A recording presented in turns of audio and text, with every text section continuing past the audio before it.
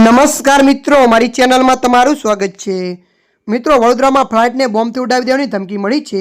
Air ઇન્ડિયાની flight EI 2867ને બોમ્બથી ઉડાવી દેવાની ધમકી ઈમેલ મારફતે મળી છે।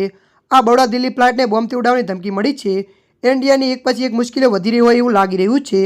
અમદાવાદમાં એર ઇન્ડિયાનું પ્લેન ક્રેશ થયા બાદ સતત ચર્ચામાં છે। અમદાવાદ વિમાન દુર્ઘટના બાદ ઇન્ડિયાના વિમાનોની સુરક્ષા અને ચેકિંગ વધારી દેવામાં આવ્યું છે। આ સિવાય તેને સતત બોમ્બ ધમકીઓનો પણ સામનો કરવો પડી રહ્યો છે। થોડા દિવસો પહેલા જયપુર એરપોર્ટ પર એર ઇન્ડિયાના વિમાનોને બોમ્બથી ઉડાવી દેવાની ધમકી આપવામાં આવી હતી। એર ઇન્ડિયાના પ્રવક્તાએ જણાવ્યું કે 21 જૂને વિમાન બર્મિંગહામથી દિલ્હી આવી રહ્યું હતું। ધમકીની જાણ થતાં રિયાધમ વિમાનનું એમરજન્સી લેન્ડિંગ કરાયું હતું। તમામ મુસાફરોને વિમાનમાંથી સુરક્ષિત રીતે નીચે ઉતારવામાં આવ્યા હતા અને સુરક્ષા તપાસ પૂર્ણ કરવામાં આવી છે।